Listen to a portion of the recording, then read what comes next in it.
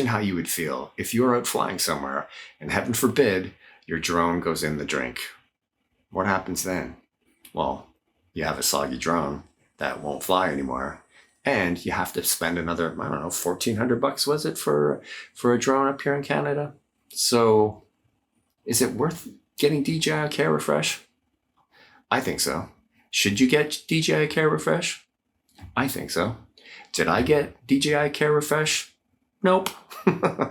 I let the window lapse. And so today in this video, I'm going to show you another way to get coverage even after the 48 hours after when you bound your controller to your drone. So this is called the DJI Video Verification System. I'm going to do it today because I want to get covered. Hopefully you guys want to get covered too. So let me show you how easy it is to get coverage with DJI Video Verification. One thing to keep in mind, and I didn't really know this until I started researching for this video, is you pay for the Care Refresh, but then there's actually a replacement cost that's associated with each time you use the service. So if it's a flyaway in Canada, I believe it's $295 you have to pay on top of your DJI Care Refresh plan that you've already purchased. So just keep that in mind. There is an additional fee when you want to use this program. So that's just something to keep in mind. All right, into the computer we go. All right, guys. So to make this super easy, let's go and log into our DJI account. And you want to use the same email address that you used to bind your controller to your drone. So we'll log in here and we're set to go. Okay, so the easiest way to get there is to click the store button in the top right. And once that loads, we'll click on services. And you'll notice that our DJI Mini 4 Pro pops up automatically because we're logged in, and there's our serial number. So we have everything that we need right here when it comes time to do the video verification submission. On the right-hand side, there's a Verify Now button, and we can click that and make it super easy for ourselves.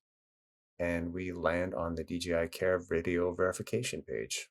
So from here, there's only a couple of things on this page. There's a little terms and conditions, and then there's the video that DJI puts together, which is basically a tutorial video to show you how to record the specific segments that DJI wants to see. Speaking of shooting this video verification, let's head outside. We'll do this really quick. It's a really nice day, and we'll come back to the computer in a second. All right, let's head outside. Okay, so first thing we want to do is record the screen. Just hit the three dots in the top right corner, and then go to About. Scroll down till we can see our serial numbers. Perfect. All right, and then from there, we want to go to the control section.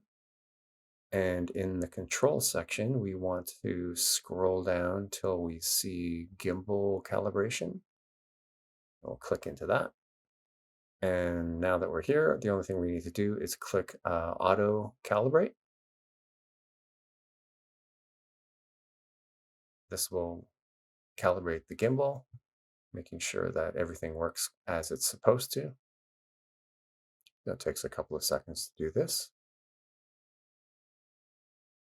All right, so we're calibration successful. Now what we need to do is just make sure that we have the full range of motion with the gimbal. So we'll just scroll up on the wheel.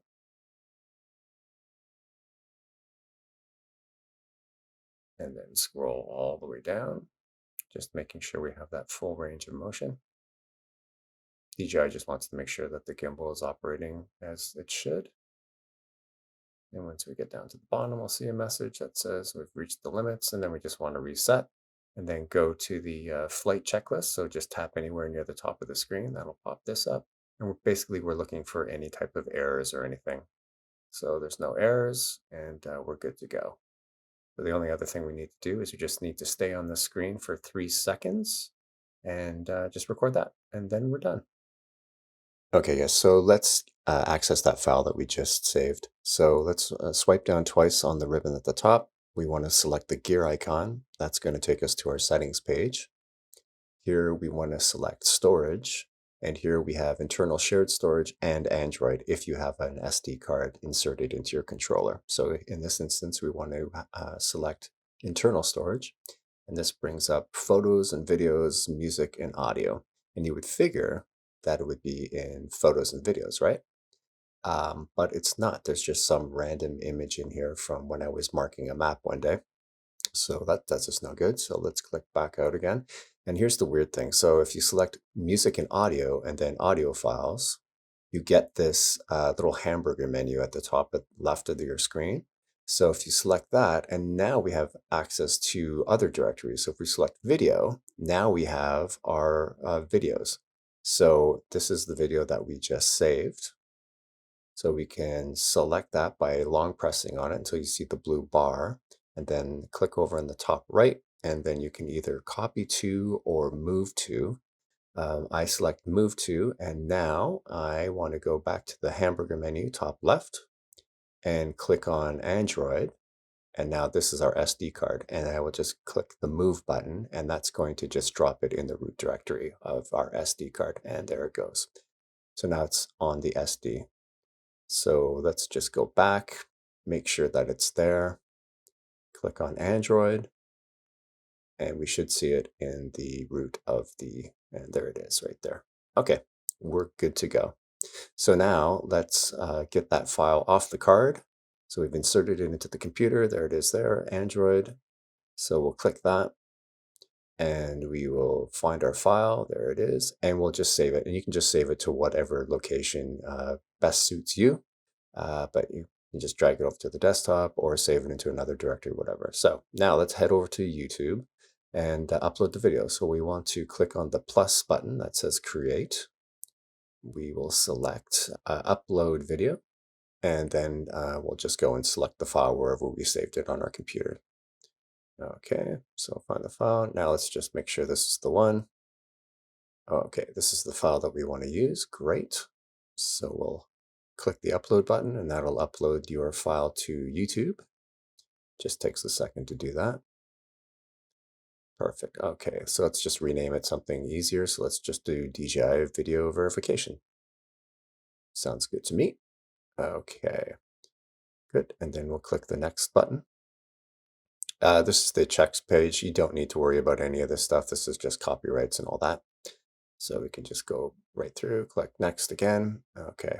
So now here, you want to make sure that it's saved as unlisted because you don't want anyone to see this video. This is strictly for DJI. If you have your default set to public, you'll just want to make sure that it's actually set to unlisted. And there's a reason why, and I'll tell you about that in the next step. So then over on the right hand side, you'll see the unique video link, and this is the link that we're going to share with DJI. Okay, so let's save that. And we're good to go. Okay, so our video is saved to our YouTube studio. And now if we click on analytics, you'll see that there's a real-time viewer in the top right corner here, and it's set to 0 because no one's watched it yet. But we'll be able to tell when DJI watches this video because that will say 1. So that's the reason that we set it to unlisted, so we can actually see it's private for one thing, and then we can see it. So let's go to DJI again. We'll click the checkbox here, and let's submit and start to upload the video here, or give them the link. All right, so we'll just put in our name, do the device type, our serial number, and the video link. So to get the video link again, let's just pop back over to our YouTube studio and find our video that we uploaded, and then just click the 3 dots on the right there. And what we want to do is select Get Shareable Link, and that's the same link that we were looking at on the other page. And then we'll just paste that in, and we're good to go. And that's it. Now this is off to DJI, and we're done. And that was pretty painless, I would say. So now what we have to do is we just have to wait for DJI to review the footage, and they'll send us an email back with a link that we'll use to purchase our plan, and then we're covered. And that is it for today. I hope you guys enjoyed this video. If you did, please give it a thumbs up. Also, consider subscribing to the channel because Finny needs more cat treats. And yeah, that would be amazing. So until the next time we meet, don't forget, fly safe. All right, you guys take care. See you in the next one.